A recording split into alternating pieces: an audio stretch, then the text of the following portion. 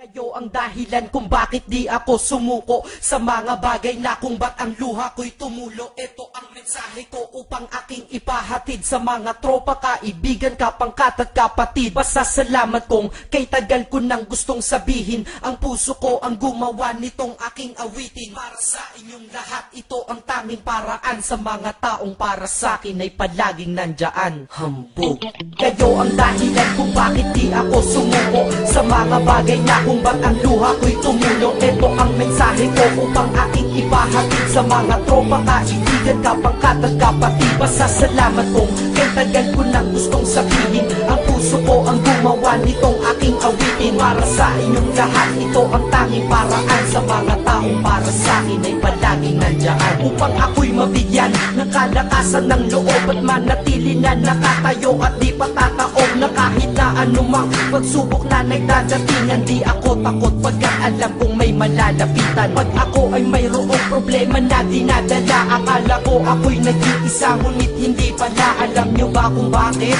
Kasi andyan sila, handa na iabot ang tulong nagmula sa kanila. Walang reklamo at walang hinihingi na kapalit, kaya di lang kaibigan ko rin ko kundi sang malapit na kapatid. Sila'y kinikilala kong ikalawa na pamilya. Wag ko daw isiping mag-isa ka pa, dahil sila'y aking sandalan, di ako pinabayaan. Damahin ko kalungkutan, di nila pinapayagan. Kung wala kayong lahat kaibigan ko, marahil wala na rin ako, ngunit nandito pa ako dahil kayo ang dahilan kung bakit di ako sumuko sa mga bagay na kung ba't ang luha ko'y tumulo. Ito ang mensahe ko upang aking ipahatid sa mga tropa, kaibigan, kapangkat at kapatid. Pasasalamat kong kay tagal ko nang gustong sabihin, ang puso ko ang gumawa nitong aking awitin. Para sa inyong lahat, ito ang tanging paraan sa mga taong para sa akin ay palaging nandyan. At di kayo nawawala at di ako tinalikuran, yan ang dahilan kung bakit hindi ko kinalimutan ang aking pinagmulan. Pakikisama nangunguna, pag nakita ka ng tropa sasabihin shot ka muna. Pag nabadrip sa pamilya, lalabas ka lang ng bahay, lakad lang ng konti, andyan sila at merong tagay na inyong pagsasaluhan at inyong pinapaikot. Simpleng tulong yan nilang unti-unting pinapalimot ang problema mong pasan-pasan sa mga pangyayari sa tahanan o sa pera o kahit pa sa babae. Kahit sa gulo o away, tila ba mga sundalo, di pwedeng maiwan ang isa manalo o matalo. Ganyan ang kaibigan ko, mas kilala bilang barkada. Kung ako'y mamamatay na bukas, ako'y handa na. At kung may ikalawang mundo o buhay para sa akin,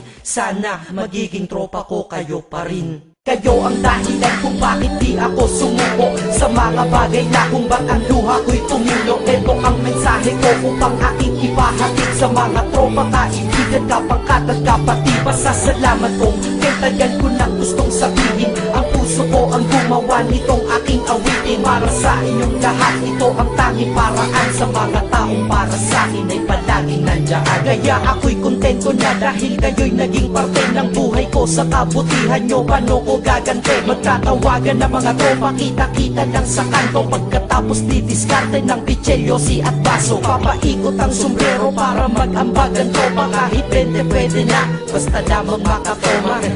Ganito kami, at least magkakaramay. Kaya wag kang magtaka kung ba't masasaya ang tambay, dahil tambay ay binubuo ng samahan na tunay. May kaibigang adik, mabait, iba ay merong sungay. Oo, iba-iba ang aming mga katauhan, pero iisa ang grupo pag sa trip at kagaguhan. Pag ika'y nalulungkot, kanino ka ba lumalapit? Pag nais mong bumitaw, kanino ka ba kumakapit? At kanino ka lumapit sa oras ng kagipitan? San pa ba?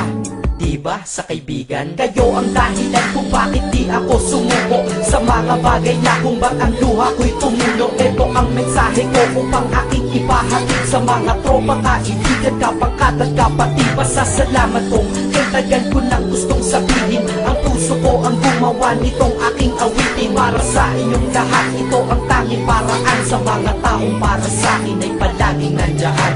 Salamat. Acero Records, Sad Productions, hambog ng Sad Pro Crew.